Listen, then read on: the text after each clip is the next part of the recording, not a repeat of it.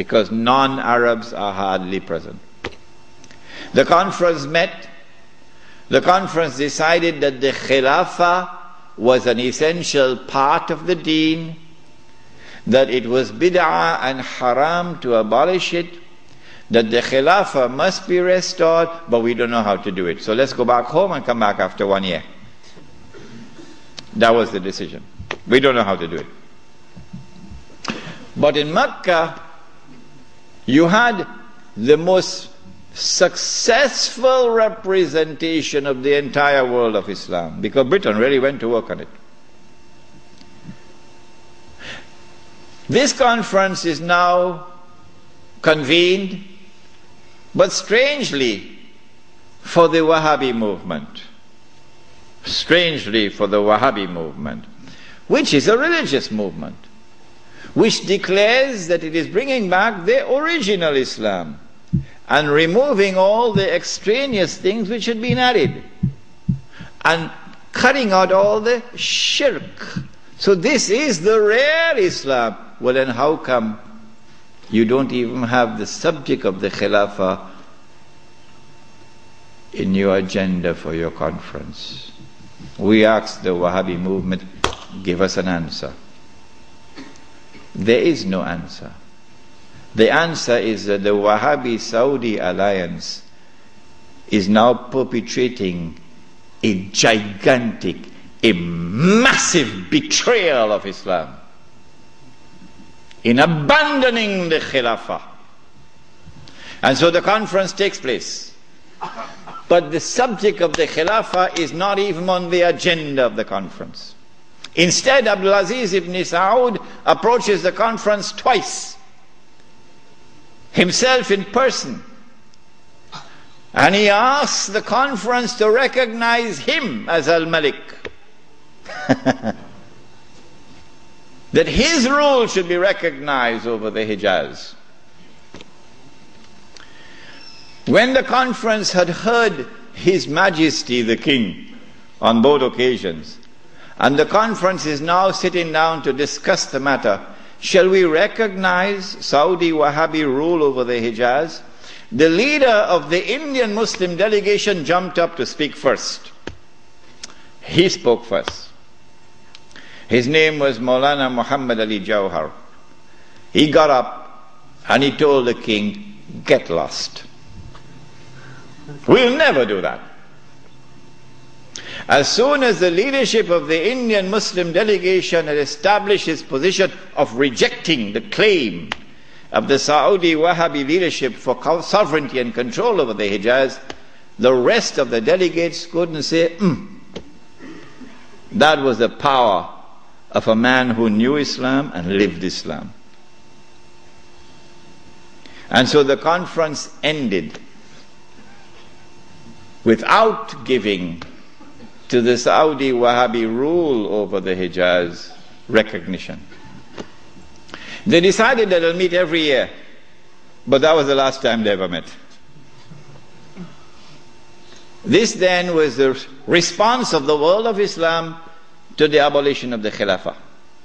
In 1930, I think, or 31, Hajj Amin al-Hosein in Jerusalem felt that the ominous advance of the Jews in the Holy Land required a response from the world of Islam. So he sought to reconvene the conference in Jerusalem. But it was a new conference. It gave it a new name in 1930 or 31. They call it the Al-Aqsa Conference, or the Mu'tamar al-Am. And this conference also met in 1930-31, but you're meeting to establish Darul Islam in a territory which is under British rule. Nothing could be more foolish than that. How can you restore Darul Islam when you're meeting in a territory which is under British rule? And you have to get permission from the British government to hold your conference. So the conference ended without being able to do anything about it. Since then to this day, there has been no effort, no significant effort on the part of the world of Islam to restore the Khilafah. Why? Simple. Because you cannot restore the Khilafah unless and until you can liberate the Hijaz, Makkah and Medina. You can't do that. when the Hijaz, the security of the Hijaz is underwritten by Uncle Sam? What is the replacement of the Khilafah? Around the world, beginning with the secular Republic of Turkey, and then an Iran which resembles a Shia republic but essentially is a secular republic, and then the secular Republic of Pakistan, which of course has now become the American Republic of Pakistan. And then in 1933, the Republic of Saudi Arabia, but they're parading as a monarchy. But it's actually a secular state, because it has all the trappings of a secular state. A secular state has territorial sovereignty. The state of Saudi Arabia has territorial sovereignty. A secular state has citizenship. Once upon a time when I went to Mecca, I was Muslim. And the only difference between me and my fellow Muslim who was resident in Mecca was that I was Musafir and he was Sakin. Other than that, we're the same. But now, I am a foreigner. If this is not bid'ah, I should change my name. I am now a foreign national. And they are Saudis. And all the oil that Dajjal discovered underneath the soil belongs to them. They own it. So what about Abdulaziz ibn Saud's proclamation that this entire land belongs to the world of Islam? That's forgotten. That's why they hate me for reminding you of these things. The entire world is now embraced, the entire world of Islam is now embraced by the modern secular state.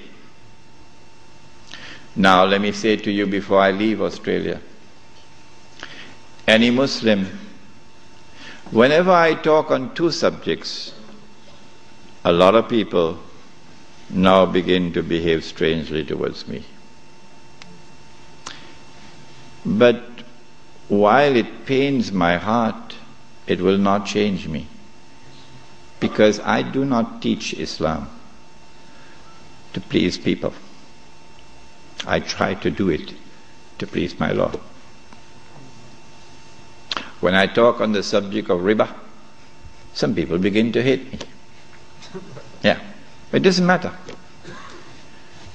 When I talk on this subject also, when a Muslim pledges his allegiance to the modern secular state and to its constitution, which declares that Allah is no longer Al-Malik, no longer Al-Akbar, no longer Al-Hakam. The state is now Al-Malik, Al-Akbar and Al-Hakam. And the state can make halal what Allah made haram. When a Muslim pledges his allegiance, you've got to do that to get citizenship. Oh yeah. Can't get a US passport without pledging allegiance. When you do that, you commit shirk.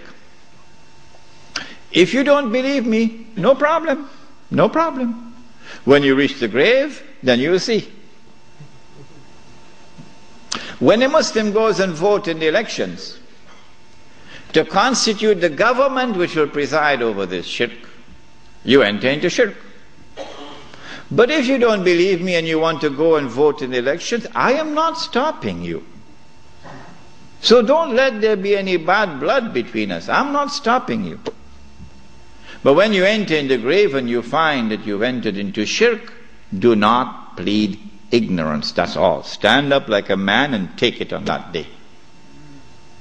This is now the universal shirk that the Prophet ﷺ had prophesied.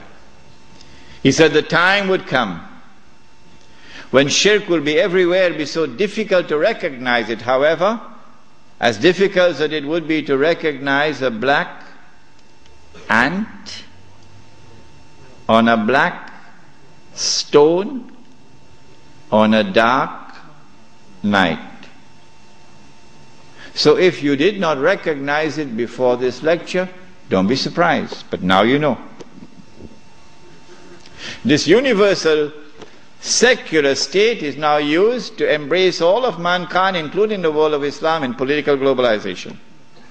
So that eventually you have one government over all of mankind. Eventually the Jews will now rule the world using that structure. That's about to happen. We already made significant progress towards that day.